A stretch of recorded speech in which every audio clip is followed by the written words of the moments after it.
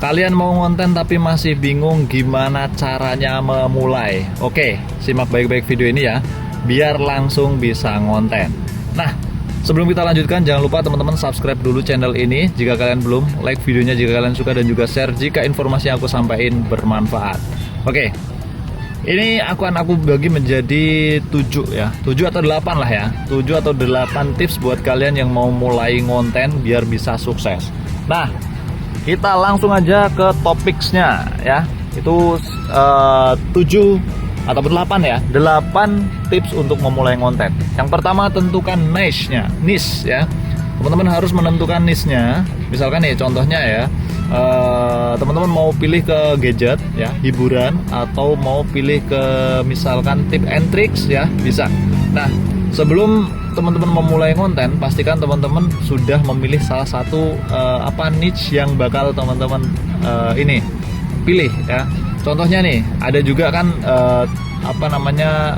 misalkan teknologi dan tentang car and vehicle ya kan, itu juga ada ya. Jadi teman-teman bisa pilih salah satu di dalam YouTube tersebut ya, ataupun di pengaturan YouTube nanti YouTube-nya akan akan berniche apa, ataupun blog dan orang ya, atau hiburan juga bisa.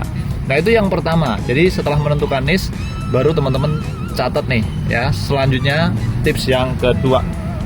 Nah, selanjutnya setelah teman-teman menentukan niche-nya, teman-teman bisa tentukan target audiens.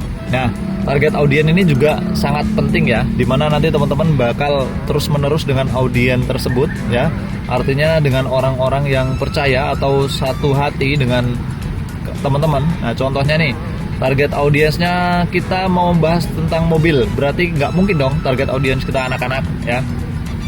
Pasti target audiens kita bapak-bapak, terus pengusaha, dan orang-orang yang mungkin aja udah sukses ya kan ya. Nah, kalau kita bahas mobil, kita bahas vehicle ya kan ya, kita bahas kendaraan, nah itu pasti marketnya adalah orang-orang yang udah sukses. Marketnya bukan anak-anak ya, nggak mungkin kita anak-anak kita tawarin mobil ya kan ya. Nah, seperti itu contohnya nih. Jadi target audiensnya siapa itu harus jelas ya. Oke, selanjutnya buat konten yang memberi manfaat atau hiburan. Ini aku juga nyatet nih ya, karena memang konten kalau mau bikin konten itu harus benar-benar di prepare teman-teman ya. Nah, ini buat konten hiburan atau bermanfaat ya. Bermanfaat contohnya gimana sih Bang yang bermanfaat? Banyak sekali konten yang bermanfaat. Nah, contohnya kayak tips and trick ya, atau teman-teman bisa lakukan unboxing ya. Unboxing juga bermanfaat, ataupun selain unboxing Bang, review ya kan, review juga bermanfaat. Kenapa bisa bermanfaat? Nah, contohnya nih, kalau teman-teman lagi butuh informasi tentang produk, pastinya teman-teman lihat reviewnya dulu gimana nih di YouTube ya kan ya. Nah, seperti itu.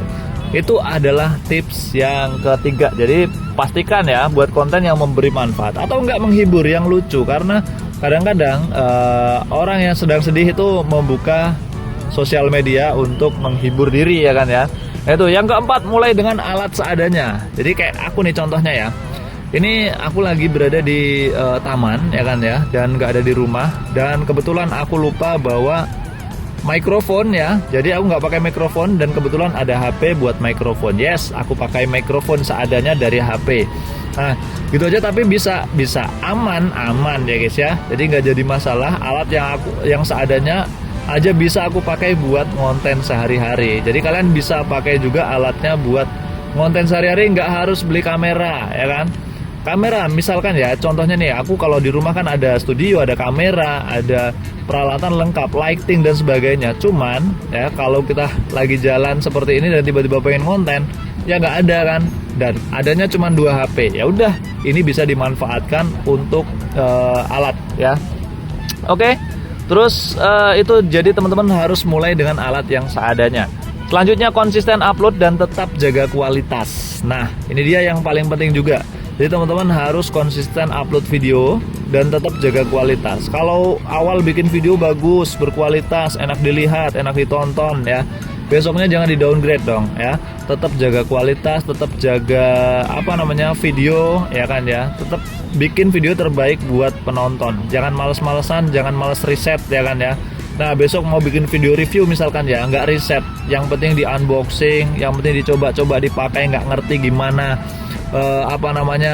pengaturan dan lain-lainnya ya, aslinya gimana, yang penting asal. Nah itu jangan ya, jadi harus riset ya teman-teman ya. Kualitas tetap dijaga, kualitas misalkan audio, kualitas visualnya ya kan ya, itu harus dijaga.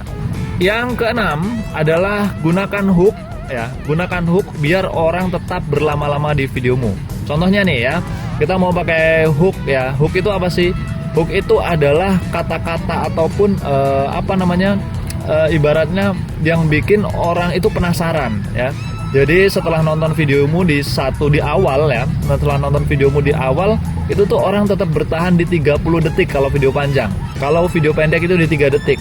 Kalau mereka bisa bertahan di 3 detik pertama kalau di short ya, ataupun 30 detik di video panjang, itu adalah salah satu alamat di mana retensinya bagus ya. Ketika retensinya bagus, maka sosial media akan membagikan kontenmu ke semua orang. Nah, itu dia ya.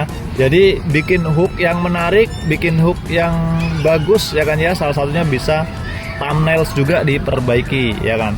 Oke, itu dia. Terus yang ketujuh ya, pelajari analistik dan perbaiki konten ya. Pelajari analistik dan terus perbaiki konten ya. Jadi jangan hanya ngonten sehari ataupun ngonten, yang penting ngonten ya, nggak dilihat analistiknya. Umur berapa penonton kita, daerahnya mana aja, siapa yang nonton konten kita ya kan ya. Terus siapa yang nge-like video kita. Nah itu dia, laki-laki atau perempuan ya kan. Nah itu harus dilihat di analistik ya teman-teman ya. Jam berapa mereka mulai nonton dan jam berapa mereka mulai berhenti menonton, itu bisa teman-teman lihat.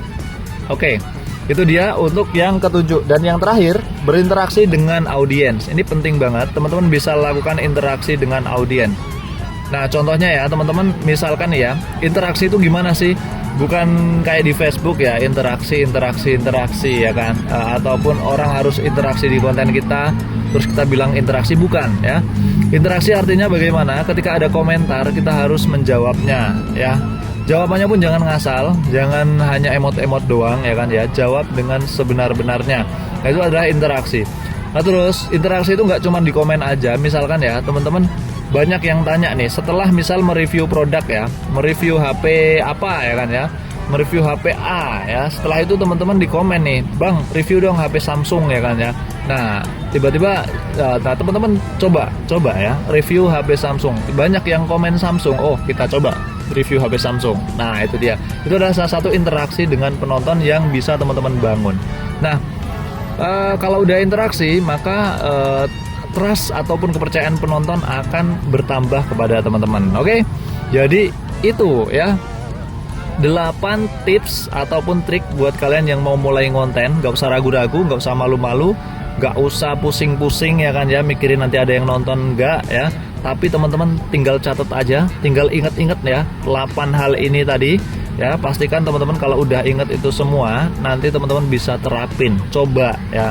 Pasti aku jamin insya Allah ya, kalau teman-teman bisa menerapin dan gak males-malesan, insya Allah bisa grow up dan kontennya bisa sukses. Oke, thank you banget buat kalian yang sudah nonton video ini sampai habis.